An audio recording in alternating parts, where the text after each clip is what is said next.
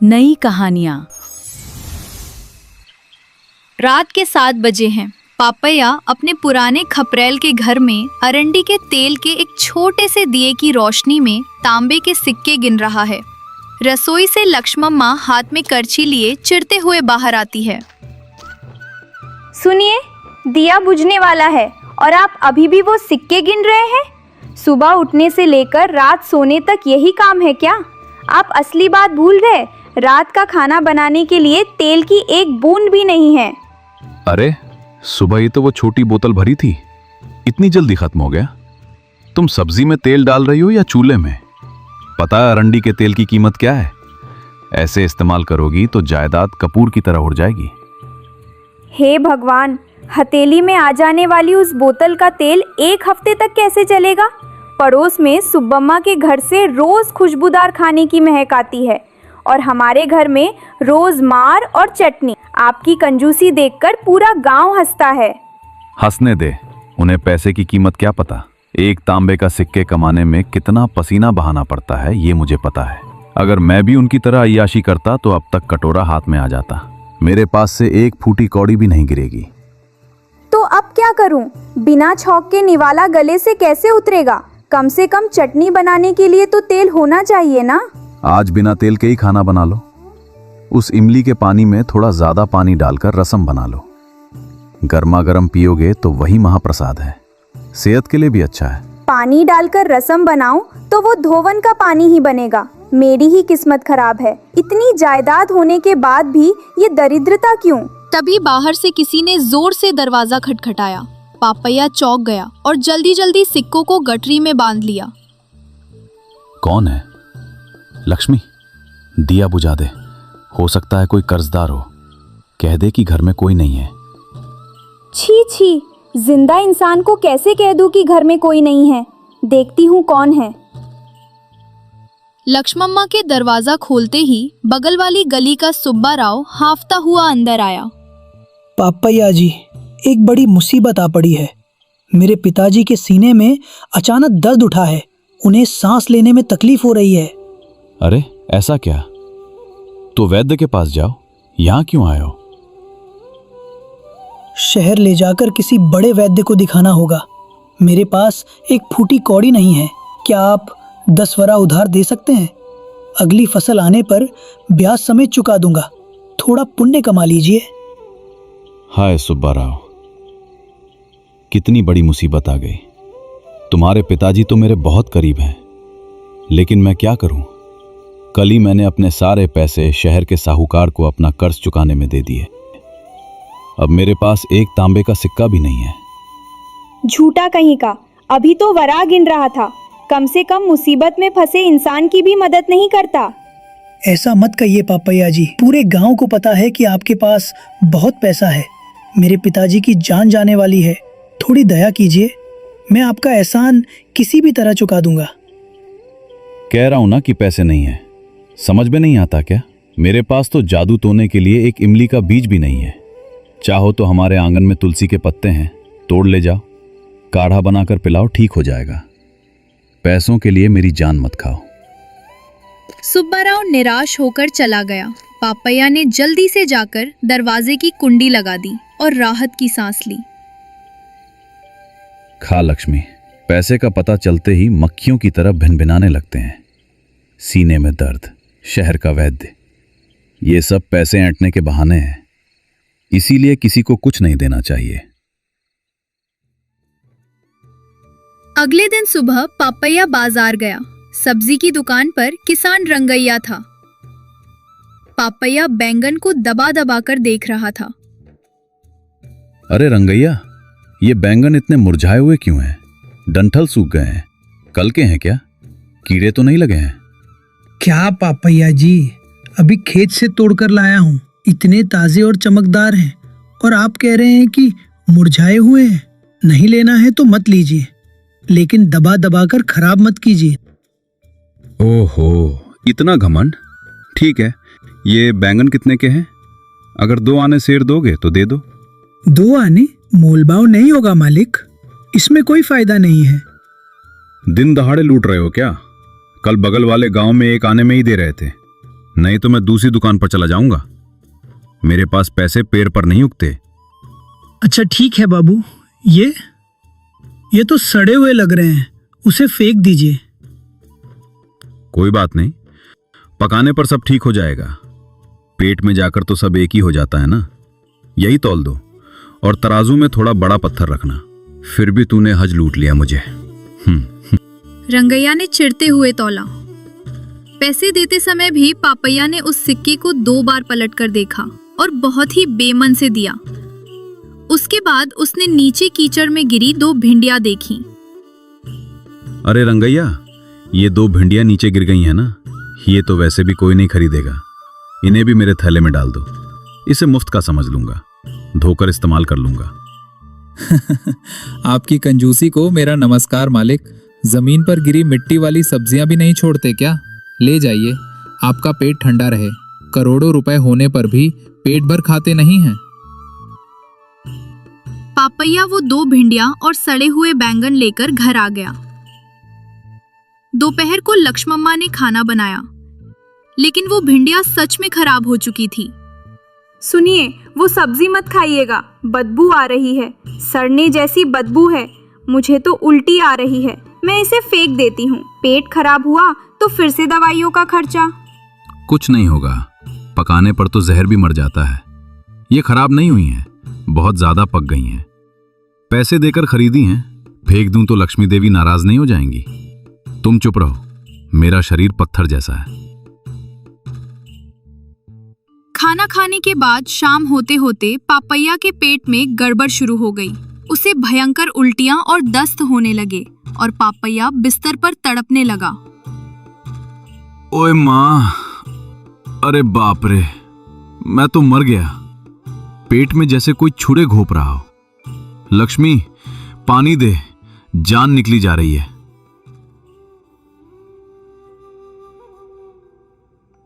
मैंने तभी कहा था ना कि वो सब्जी मत खाइएगा। सुना आपने? अब देखिए क्या हो गया। चलिए, गांव के वैद्य राम शास्त्री जी के पास चलते हैं। नहीं, वो राम शास्त्री अगर नब्ज भी पकड़ ले तो 5 वरा ऐंठ लेगा। मेरे पास इतने पैसे नहीं हैं।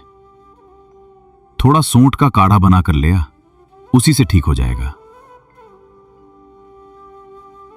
ये सोंठ के काढ़े से ठीक होने वाला नहीं लग रहा है। अपना चेहरा तो देखिए, कैसा पीला पड़ गया है। आंखें पलटी जा रही हैं, जान पर बन आई है। मैं अभी जाकर वैद्य को बुलाती हूँ। सुबह होते होते पापैया की हालत और बिगड़ गई। खबर पाकर पड़ोसी कोटैया आया। कोटैया बहुत समझदार आदमी था और कई बार पापैया की कंजूसी पर चोट करने की ताक में रहता था। अरे पापैया जी, क्या हो गया? आप तो बिल्कुल कंकाल बन गए हैं। एक ही दिन में इतना कैसे बदल गए? देखिए भैया, कल से यही हाल है। वो खराब सब्जी खा ली। वैद्य को बुलाने को कहती हूँ तो कहते हैं पैसे खर्च हो जाएंगे। लक्ष्मम्मा, तुम घबरा मत। ये कोई मामूली बीमारी नहीं है। इसे हमारे दादा परदादा के जमाने की किताबों में धन कंटक रोग कहते हैं। ये बहुत ही दुर्लभ बीमारी है।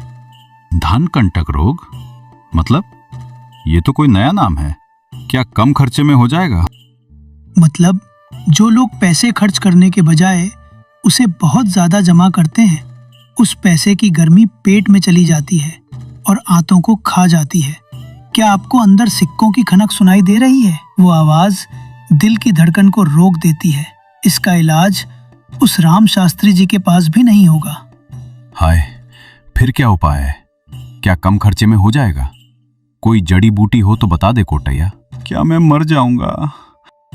खर्चे की बात छोड़िए, सुनिए, अगर आप इस बीमारी से बचना चाहते हैं तो अपना आधा पैसा अपनी इकलौती बेटी सीता और दामाद गोपालम के नाम तुरंत कर दीजिए। उस दान के पुण्य से गर्मी कम होगी और ये रोग ठीक हो जाएगा। वरना आज शाम तक आप भगवान को प्यारे हो जाएंगे। आधी जायदाद? पागल हो गया है क्या? मेरी जान चली जाए तो परवाह नहीं, लेकिन अपनी जायदाद के टुकड़े नहीं होने दूंगा। वो गोपालम तो एकदम आवारा है। अगर मेरा पैसा उसके हाथ लग गया तो 1 हफ्ते में कपूर की तरह उड़ा देगा। नहीं बाबा नहीं। आपके बेटे तो है नहीं, सिर्फ एक बेटी है। वो गोपालम आपकी सारी जायदाद हड़प लेगा। कल को वो आपके पैसों से रेशमी कपड़े पहनेगा, हाथों में सोने के कड़े पहनेगा। क्या सब उसी का? मेरी पत्नी को नहीं मिलेगा? आपके बेटे तो है नहीं, सिर्फ एक बेटी है। वो गोपालम आपकी सारी जायदाद हड़प लेगा। कल को वो आपके पैसों से रेशमी कपड़े पहनेगा, हाथों में सोने के कड़े पहनेगा और घोड़ा गाड़ी में शान से घूमेगा। शहर में महल बनाकर अय्याशी करेगा और आप ऊपर से देखकर रोते रहेंगे। ये बात पापैया के दिल पर बम की तरह गिरी। जिस पैसे को उसने इतनी मेहनत से जोड़ा था, उसे उसका दामाद बेतहाशा खर्च करेगा। यही सोचकर उसे मौत से भी ज्यादा डर लगने लगा। नहीं नहीं कोटैया, मैं वो नजारा नहीं देख सकता। मेरे पैसे कोई और नहीं खा सकता। मैं ही जिंदा रहूंगा, मैं ही उसे भोगूंगा। कोटैया, वैद्य को बुला लाओ। जितना मांगेगा उतना दूंगा। मुझे जिंदा रहना है। उस गोपालम को एक फूटी कौड़ी भी नहीं मिलने। ये हुई ना बात। लक्ष्मम्मा, अब देर मत कर, जा वैद्य को खींच ला। थोड़ी देर में वैद्य राम शास्त्री आए और उन्होंने नब्ज देखी। कोई बात नहीं, पेट में खाने की गड़बड़ी है। जहर उतारने की दवा देता हूँ, 2 दिन में ठीक हो जाएंगे।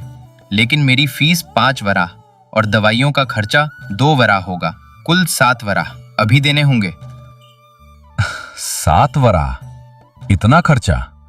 कुछ कम नहीं हो सकता क्या वैद्य जी? पापैया जी, दामाद जी, रेशमी कपड़े, घोड़ा गाड़ी। दूंगा दूंगा, 7 नहीं 10 वराह लीजिए वैद्य जी। मुझे बचा लीजिए। मेरी सेहत ठीक होनी चाहिए। मेरा पैसा मेरे पास ही रहना चाहिए। उस गोपालम को नहीं मिलना चाहिए। वैद्य ने दवा दी। पापैया 2 दिन में ठीक हो गया।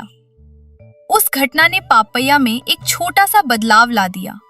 1 हफ्ते बाद पापैया घर के चबूतरे पर बैठा था। कोटैया उधर से गुजर रहा था। कहिए पापैया जी, तबीयत ठीक है? फिर से वही पुराने कपड़े? हाँ, तबीयत ठीक है कोटैया। कपड़े पुराने हैं लेकिन मन नया है। वैसे अभी बाजार गया था और बढ़िया मुलायम बैंगन और शुद्ध घी लाया हूं। आज हमारे घर में बड़े बौर बैंगन की सब्जी बन रही है। तुम भी रात को खाने पर आना। क्या आप मुझे खाने पर बुला रहे हैं?